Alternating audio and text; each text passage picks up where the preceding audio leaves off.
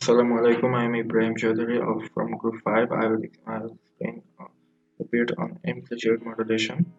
First, we will know what is amplitude modulation.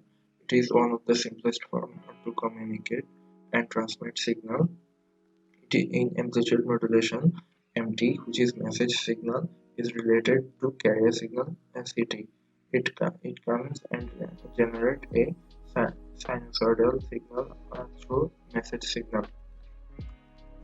There are various ways to modulate carrier signal. Another form of AM is DSBSC, which means a double sideband suppressed carrier. One can and people can get and generate this signal by multiplying both empty message signal with carrier signal CT. This modulated signal can be expressed as UT equal to MT times UT, which you get SEMT times cos 2 pi FCT. To increase the efficiency of the signal, we can remove the carrier from the AM signal, which will help to produce DSB-S signal. This signal is three times more efficient than the DSB-FC signal. We can express this as Vt equal to Vmt cos omega Ct. Here in this part, we can see the form of the message signal and the two forms of the DSBSC double sideband suppressed carrier. Demodulation. It is a process of recovering original message from modulated wave, which is known as detection. One of the part of this demodulation is envelope detector. We can call this as rectifier detector or diode detector. To detect this recover message from via this detector, it is very simple in implement, and also there is no need to generate local carrier signal, as it generates modulation, demodulation. There is also advantages and disadvantages to amplitude modulation. It is so simple to implement and generating a signal. Amplitude modulation receivers are very cheap, as there is no requirement of specialized component to generate the signal. After the generation of a signal, it can be demodulated easily. As it has advantages, it also has pretty much disadvantages. It is less efficient. It is very sensitive to high level of noise.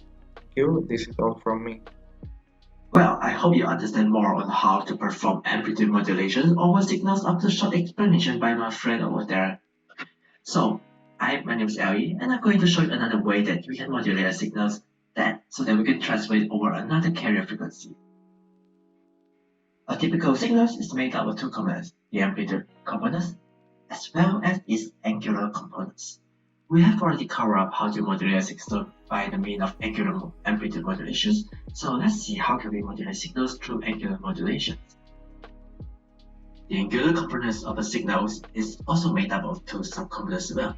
The first is called angular frequency, designated by the symbol omegas.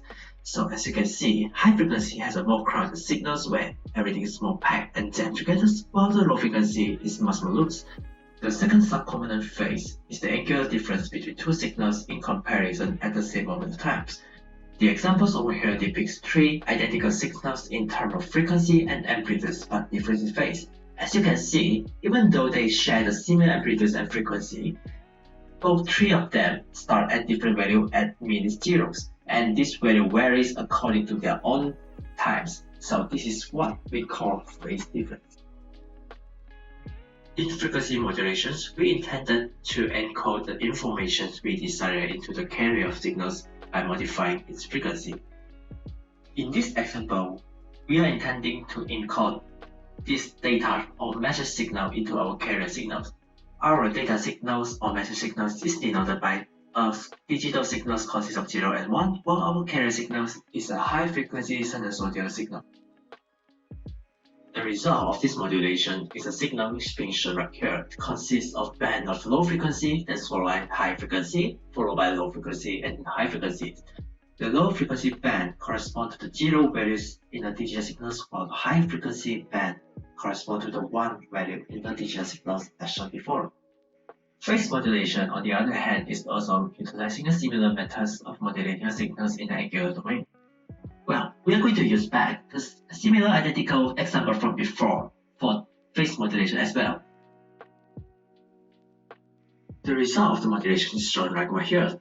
It may look like a normal sinusoidal wave to 100 lines, but actually, there is a discontinuous portion from phase 0 to phase 1, as well as from phase 1 to phase 0. And this continuation is a short little spike over there, and that is how a change of phase look like in the natural signals. As you can see, it seems like this graph is actually made up of two distinct signals switching before each others. And that's how phase modulation works and functions. So that's all from me. Thank you, and I will pass this to the next person. Hello, today I will explain to you about radiodigital modulation. The purpose of radiodigital modulation is to transfer the digital bit stream over an analog channel at a high frequency. But the main goal of modulation is to squeeze as much data into the least amount of spectrum possible. It is called spectrum efficiency. It measures how data transmit quickly in an assigned bandwidth. Okay, this is method that will be used in the radiodigital modulation. First is Amplitude Shift Key, ASK. In Amplitude Shift Key, the input modulating signal is a digital signal, and the output signal depends on its input. It is similar to Amplitude Modulation, where the amplitude is varied. Okay, second is Frequency Shift Keying. Digital modulation, which varies the frequency in frequency modulation, is called frequency shift. The modulation signal is digital and varies within two discrete levels, equivalent to logic 1 and logic 0. Thus, is phase shift keying. Phase shift keying is a type of angle modulated constant amplitude digital modulation. It is equivalent to phase modulation, but the input signal is in digital form. Okay, the advantage of using radiodigital modulation, it is high capacity for data transmission. The amount of data transmitted through digital modulation is more than through analog communication. Second is it can enhance data security and quicker system availability. The easy encryption and decryption of digital signal with high security make it suitable for sensitive and reliable communication. Last is advantages of radiodigital modulation. First, it requires analog to digital conversion at a high rate. Second, it is high power consumption. Last, it requires more transmission bandwidth. That's all. Thank you.